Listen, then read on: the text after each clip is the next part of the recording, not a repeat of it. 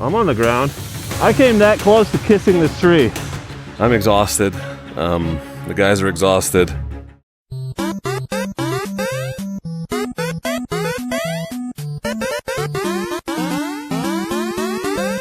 Good morning, friends. We're at North Shore Campground on Lake Almanor. Rolled in last night. $50 a site. There's no bathrooms near the tents. You need a code for the shower room door, and then you have to buy tokens once you get inside to use the shower. How flat was your sleeping area, fellas? That was really flat. Mine's a 10-degree angle. I would give this 10 out of 10 stars. You know, flat sleeping area. Yeah. The free showers. Yeah. The doggy bags. Those are free at least. I'd give it a 10. Mine is 10. The gate that almost decapitated Jeff yesterday. Yep, that was The gate. that was It something. was like a big green lightsaber came down and almost whacked me. Yeah, I wouldn't recommend tent camping here unless you had no choice. This is the worst campground. We probably should have just pitched tents in the woods. Well, it is day 5. Yeah, we just finished section 6. We're just gonna finish today and just be done with So it. section 7, 8, 9 to go, which is just over 400 miles. No, just over 300 miles. I'm sorry I missed. Oh, I should see if you're okay before I start filming. What just happened? Oh, your back tire dug in. And you went down. This is what happens when I used to go camping. So Jeff here, ADV Agenda, go follow him, is he's taken on the unique challenge of riding this Motomarini X-Cape. I think you're going to be the first person to do a BDR in an X-Cape. Yeah, absolutely. And really, really impressed. It's like, to me, it's like riding the KLR that has actually, it's more capable. It's the KLR that everybody wants. It has suspension, it has a parallel twin, it can crush miles. You don't have to put oil in it every like 500 miles. It's working great. I'm really impressed with the suspension more than anything. It's soaking everything up. It's really good. So Calling it KLR-like is a compliment. That means it's a tractor that'll take you anywhere. I'm so impressed with you just crushing everything on this bike, and it just goes to show that you don't need the world's most expensive bike to have an adventure. no, but what I've also found riding the smaller wheel combination is it seems to be a little bit more nimble in the technical stuff. Like I can maneuver through stuff a lot quicker, and with the tractor factor of this motor, I could be in third gear and just pull out of anything. And Ian is on the V-Strom 800 DE with the most luggage I've ever seen on an adventure bike. He's also rocking the Cyclops setup. You see that? These are the Pegasus lights. And I can tell you from riding in front of him from time to time, they are bright as hell.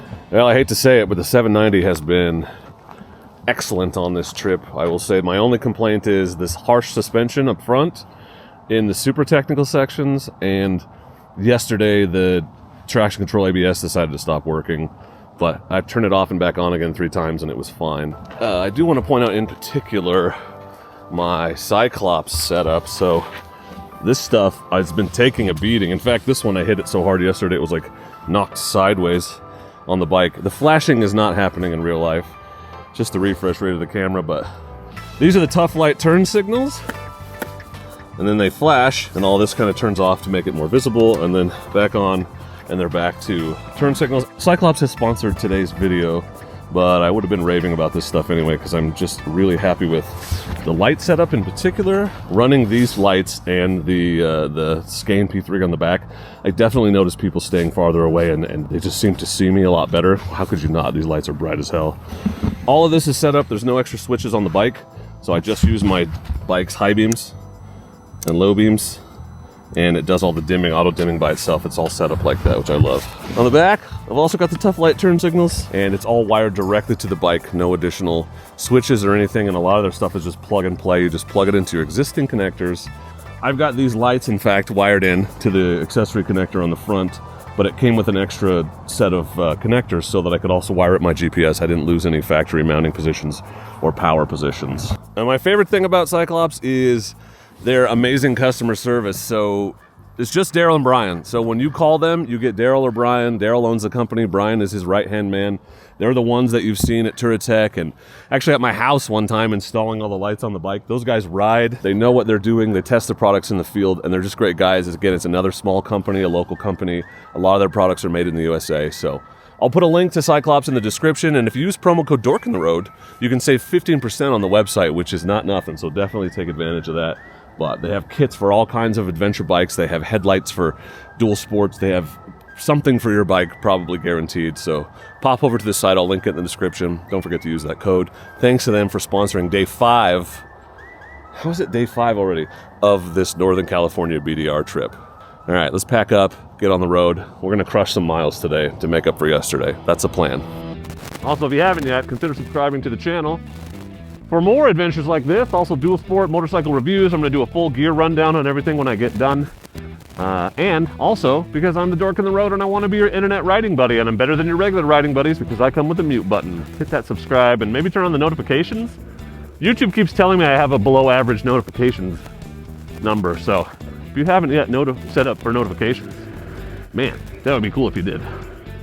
So about 10 miles of pavement out of Chester to Westwood. Just past Westwood, we're taking a left onto, looks like it's paved here at first, but so, 10 miles so far of street so far.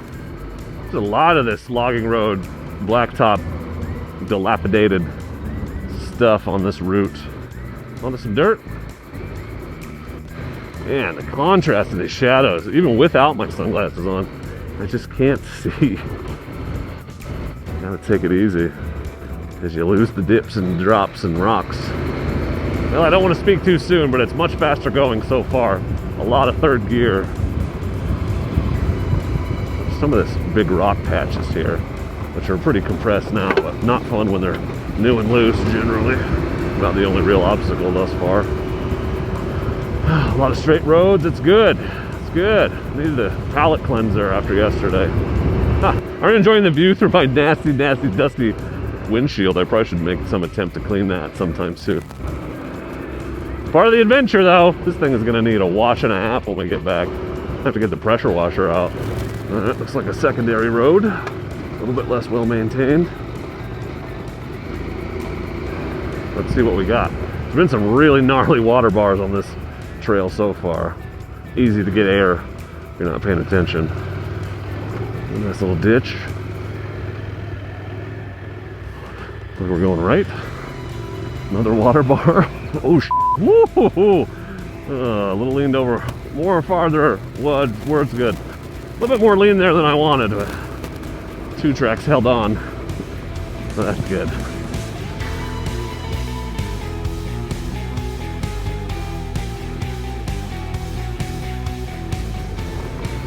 Lots of airing it out opportunities if you're so inclined on this section. Just go slow if you want to keep your wheels on the ground.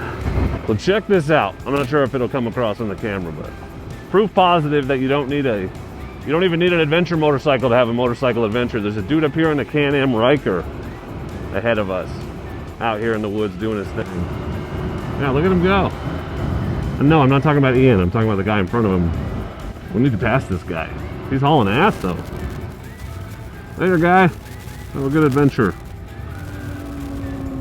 And the best part of any summertime motorcycle travel adventure, can we go that way? Yeah, fortunately we can just go around. Yes, sir. That was really convenient placement. But no waiting for that flagger, no sir. Well done, us. We'll let Ian get some distance because this dust is oppressive. So Ian stopped because it gets real silty here. So he wanted to give us a heads up. Yeah, this is, whoa, that's like 4 inches deep, dude. All right, well, appreciate the heads up, Ian. That would have been no fun to hit at 50. No fun. Okay, about to make the turn to Antelope Mountain. The road has gotten a little more interesting. There was a little bit of a stream bed that we rode up, and then the water bars have just gotten nuts. So we're very close to Antelope Mountain. Less water bar, more loosey-goosey.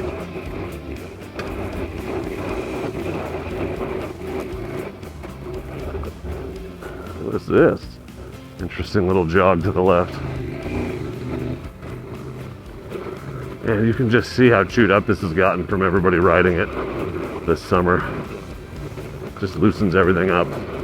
Digs up all the little rocks.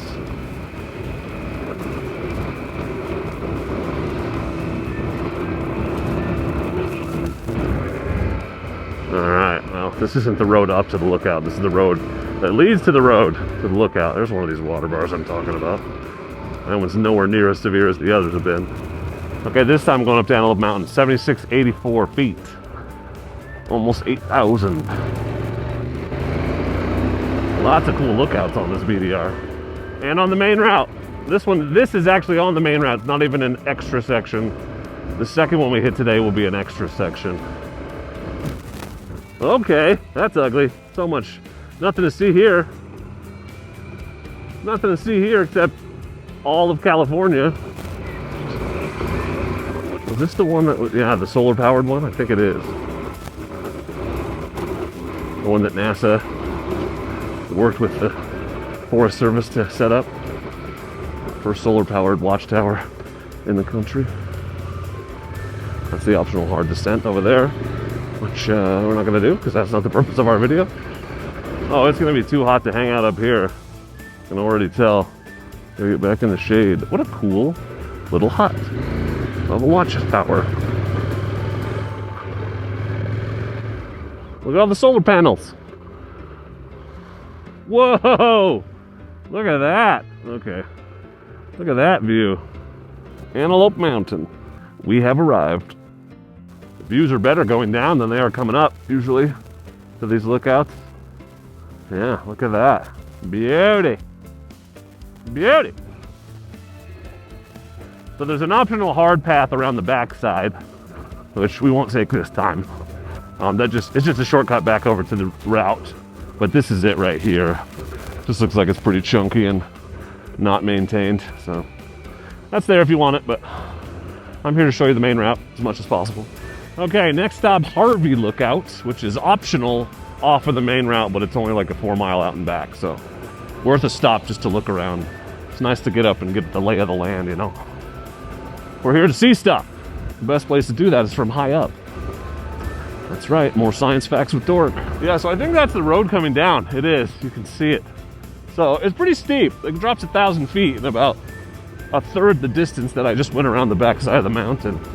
So make sure you're ready for it. There's a bunch of these really steep water bars, so I'm practicing my de-weight technique. There we go. I'm trying to get it to log punch correctly. I haven't spent a lot of time practicing it on the big bike. The trick is to not get the ass end to kick up, and that requires precise timing, which I've been historically bad at. So these are just big enough to practice without having to go too fast. Like that.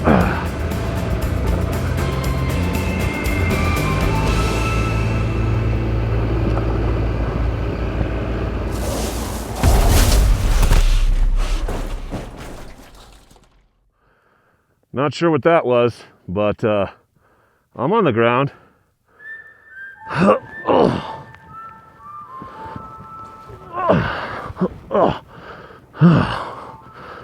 Looks like unexpected silt.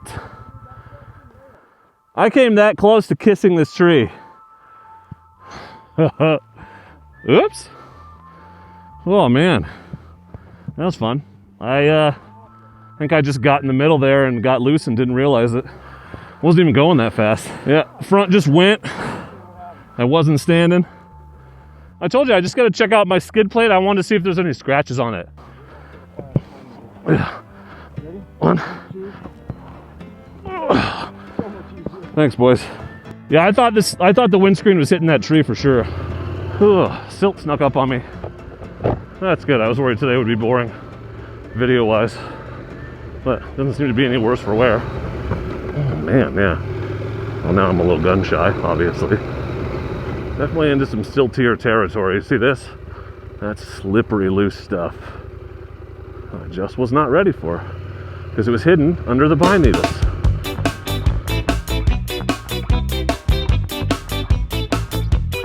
Okay, we're going up to Harvey Mountain Lookout. Just came down that rocky mess of a road. This one actually looks easier.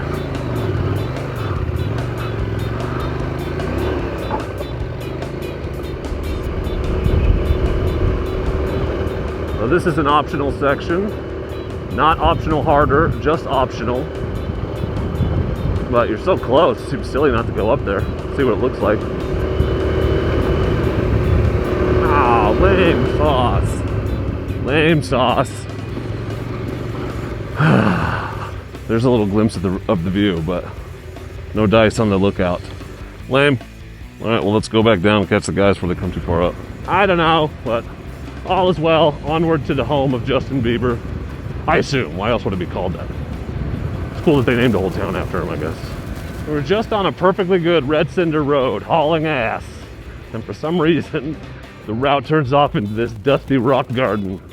So, yeehaw. Well, we're way behind schedule today, so our goal of doing at least a section and a half is slowly slipping away. I don't know. The back end of this route has turned into it's a much slower going. There's a lot less road. Like, there's a lot of pavement in the first 4 sections. You know, it's like a third or more, and you can make up a lot of time, but it's been all dirt today. We've barely been on the road at all since the first 10 miles out of Chester. I was promised by the map beautiful red chip seal all the way to Bieber. I don't think this is chip seal. I think it's pavement, but pretty stoked. We'll make some good time now.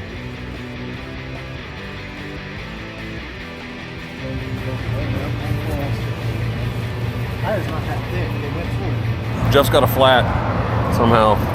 Did you get it in the parking lot here? It's not flat. It's a staple. Where's that staple?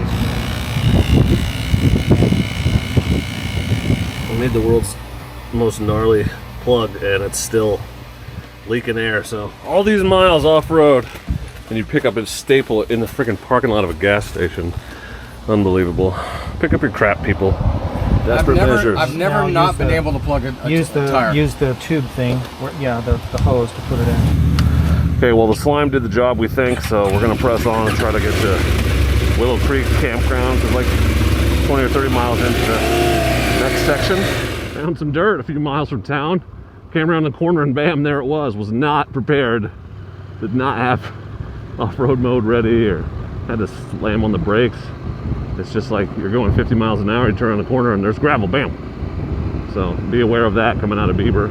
So we slammed up Jeff's tire and plugged it, and optimistic it'll hold air or at least leak slowly enough that we can get through. The hits just keep on coming. Ian's not feeling great. His shock is blown. Jeff's tire's leaking. You know, it's just like I don't want to say anything, but I just have a lot of PTSD about previous trips.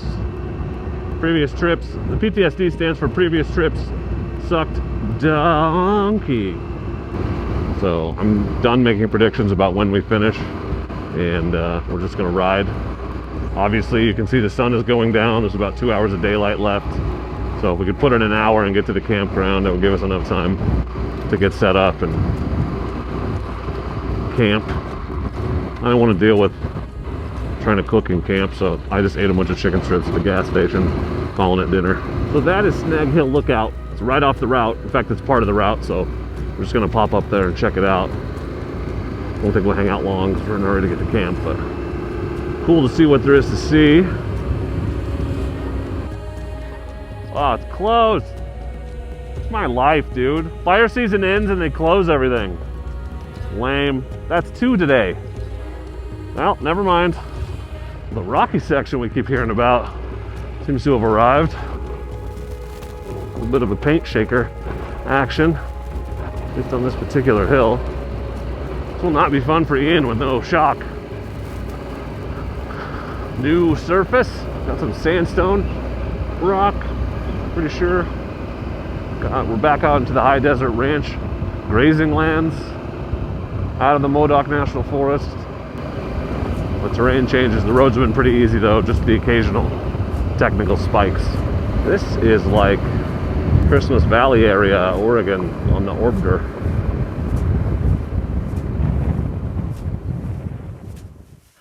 Another long day, but we're here at Willow Creek Campground, which is just off the route, about 30 miles into Section 8. Hilariously, I rode right past here on that highway on my way down to start the route and thought, that's right on the route. I wonder if we'll end up camping there. Well, here we are. So, I'm exhausted. The guys are exhausted. Jeff's tire is leaking a little, so he's thinking he might have to go find a motorcycle shop tomorrow to have them patch it. It's just not patching. The patch isn't patching. And like I said, Ian's not feeling well and his shock is totally gone. And the rocky sections we just came through were not good for it, so there's a small chance I finish this BDR by myself, or at least attempt to. We'll see what happens tomorrow, so make sure that you subscribe so you don't miss episode 6? Yeah, tomorrow's day 6. The days all run together. But I'm going to finish this thing one way or the other, so thank you for watching. I appreciate you. Thank you to Cyclops for sponsoring this video and for setting up my bike with the awesome lights and turn signals and everything that have been flawless on this trip. But I'm just going to go hang out, maybe have a Mr. Puff Puff, try to get some rest, and be ready to tackle the rest of this route tomorrow. So thank you all for watching. I appreciate you. And please do not forget to be excellent to each other. Thank you. Next time on Dork in the Road. Ian of Big Rock Moto is riding home now. Right there. Oh, success. I can taste it. I can smell victory.